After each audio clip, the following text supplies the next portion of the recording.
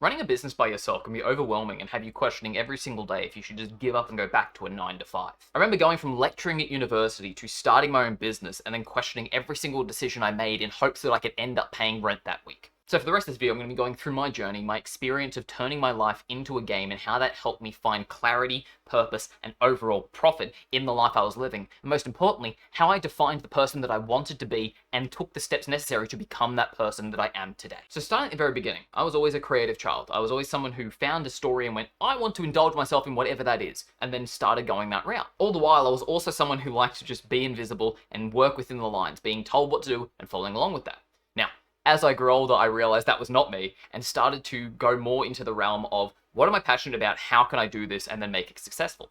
And that was very, very good for a time. Up to the point, at age 23, I was lecturing at a university, an international university here on the Gold Coast called Bond University. And while I was there, I taught a variety of subjects, starting with animation, moving into video games, then into design, and all of these realms. And the through line that I found that I loved in all of these different subjects was it was the merging of the art and the science. It was the creative aspect of one's brain and then the different technological and logical standpoints of how to apply that to real life. To take these two elements and go, here is a final product that is the merging of both of these. At this point, I felt on top of the world. I was there for close to 3 years. All the while, I was getting celebrations from everyone around me saying, you've made it. You hit the pinnacle of what we even expected from you. Because again, as a quiet, introverted child, there was a lot of people that didn't really think much of me. But when I hit that, they went, oh, here is someone who has a status that I want to attach to. For one of the first times in my life, I was being celebrated for not just what I had done, but who I was. Or at least, that's what I thought it was. And fast forward a few years, the degree that I was part of teaching actually got taught out. And although saddened by it at that point in time, I realized this is probably one of the best things that happened to me. Because it actually made me go, I am not the work that I do. Because when I lost that job, I lost everyone that was celebrating me. I lost everything that gave me guidance, and most importantly, it had me questioning what I wanted to do in life. The security walls had fallen, and it gave me opportunities to go, what is it that I am good at?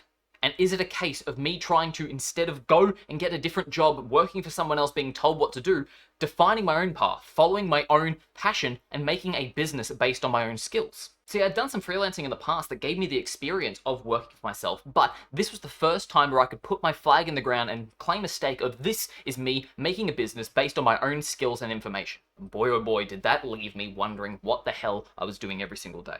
I had people who went, oh, well, maybe you could talk to the university and get a different job in a different area. And although I know that came from a place of love and hoping that I could get back to where I was, it was absolutely the worst thing that could have happened to me. Because it kept me thinking, going, oh, I have fallen from the best opportunity that I had, and anything I do now is going to be worthless. But the thing is, if you know anything about me, one of the defining factors that I love about myself is that I am a stubborn motherfucker. I am the type of person to go, hey, don't tell me what not to do, because I will go to the ends of the earth to prove you wrong. And in this moment, when everyone was saying I needed to recover back what I was, I decided, no, you're telling me to do something, I'm going to do the opposite. That's exactly why I decided I'm going to double down and focus purely on myself, on my own business. And this isn't to say that I started out doing great. I didn't. I had like maybe 2 clients that off and on really didn't do much. And all the while I was going, oh, well, how do I get new clients? How do I meet new people? How do I deliver this properly? How do I do taxes? How do I manage my actual workflow so that I do have a budget for the next project that I want to do for myself? And all of these aspects became this overwhelming sense of, oh God, what have I done? But here's the thing, that stubbornness kicked in again going, no, you are not going to prove everybody right by saying that you are giving up on this and going back to the way things were. Instead, what you're going to do is start looking at exactly the things that you were teaching, how you can take these elements and then put it into your real life to make sure that the success you found leading up to that job when you were teaching, you can also find in the pursuit of your own dreams. See, because as I said, the subjects I was teaching were based in creativity. They were based in different melding of arts and science. And I realized that there is a science to business. See, I had come from the perspective of working on the business of art. If I make something valuable enough, people will flock to it. And that was incorrect. What I needed to do was focus instead on the art of business. See, if you pan this camera over this way, you'll see a huge collection of books. In fact, actually, you can actually see a couple of them here, that were focused on figuring out who I was and then applying my technological understanding to business. I started to understand how clients actually choose someone that they want to work with, how different people go, oh, I'm aware of this now. And then 3 years later, decide they want to work with that person. It was the building of the brand. It was the building of the back end systems. And most importantly, it was actually managing the day in, day out stress that I had of going, oh god, there are so many things that I need to do. And see, if you've looked at my channel at all, you would understand that I love the concept of gamification, taking elements from video games and applying them to real life. And this was something that became my saving grace. When there's all of these different things that needed to get done, I could go, okay, instead of the overwhelm of just doing whatever is urgent right now, I could lay back and go, I need to make a system that makes it feel like a game. See, I needed to leverage the idea of a video game interface that could take all these elements, put them in an order, and make sure that I'm doing the important tasks, not just the urgent ones, and making it feel like it was a quest in a game. I was leveling up, making progress, and all the while, I could go, okay, I'm done with the quest for today. I can now go and reward myself because I can see that I have earned it. And that is one thing that I found with talking to a lot of other people that became solopreneurs, that there is this balance of either overwork or doing no work at all.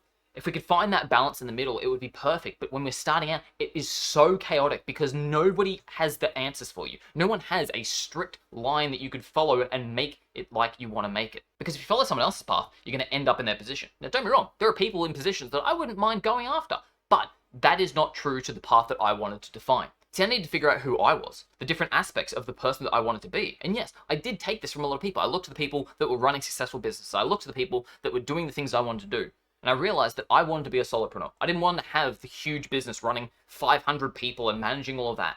I wanted me and then maybe a few other different systems that do the work for me. And see, to me, that spoke volumes of a video game, in particular RPGs, where you are playing a main character. Yes, there are different side characters that may help every now and again, but what you have is you, your quest line, your inventory, all of these different aspects were focused on you taking the action, and that's what I needed. I knew that I had made my path so far based on the actions that I decided. Yes, I could get help from other people that could help put me in positions where I could prove myself, but the thing is, I had to prove myself to that person first in order to get in that position. And so looking at the cavalcade of tasks I needed to get done, I needed to first ask, what is it that I actually need to do next? That was such an important question that took me years to figure out how to actually ask correctly. I had to go through all of these different aspects and go, what is the biggest problem?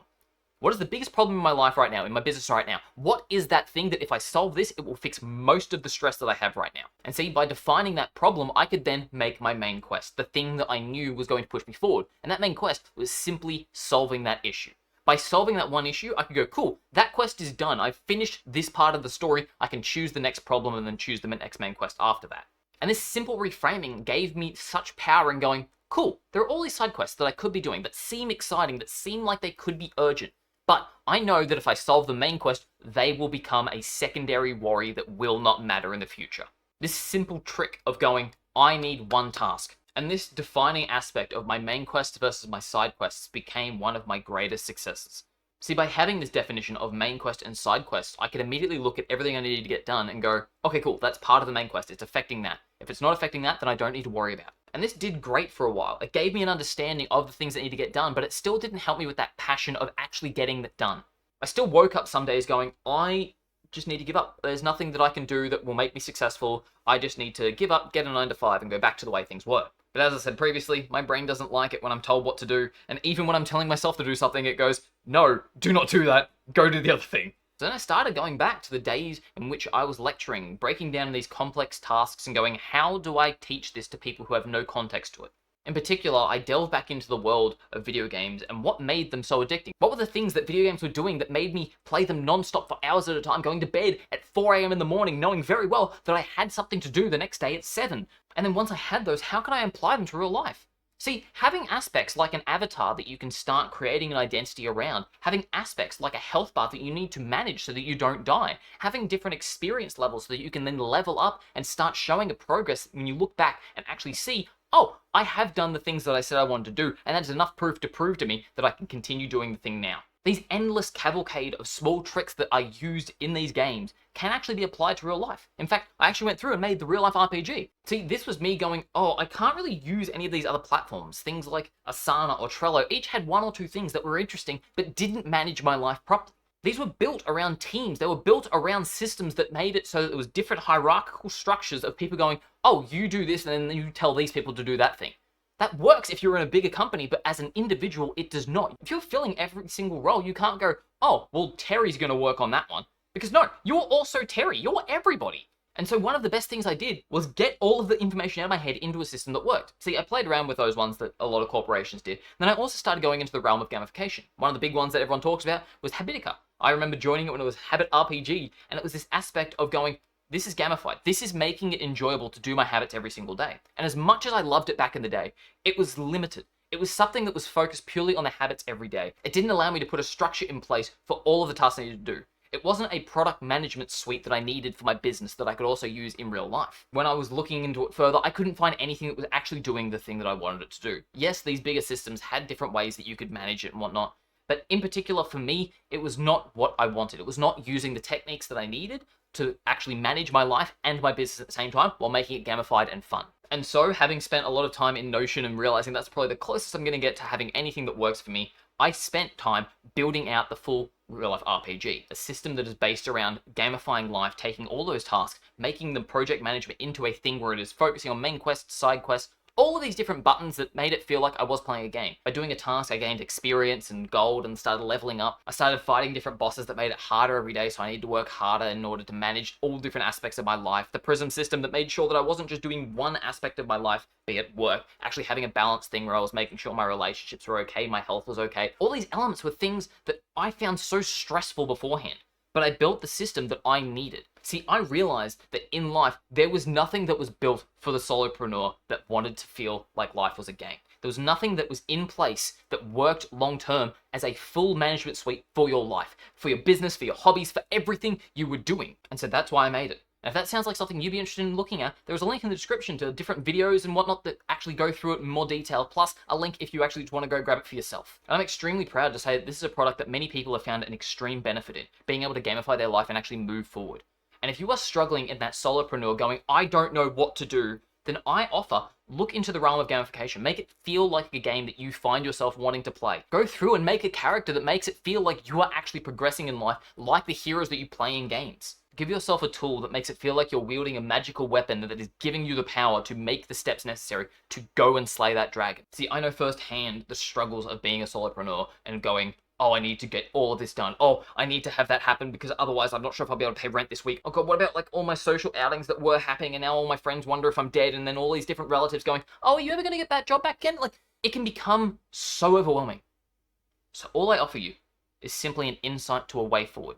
But most importantly, I do want to tell you that if you put in the effort and make sure that you do actually have the right systems in place to manage your life, you can do this very easily. It's a very straightforward path. You know what you need to do, and just by sitting down and figuring out exactly what that is, and then putting a structure in place to make sure that you go through each of those quests, you are going to succeed. But every journey is just a series of steps.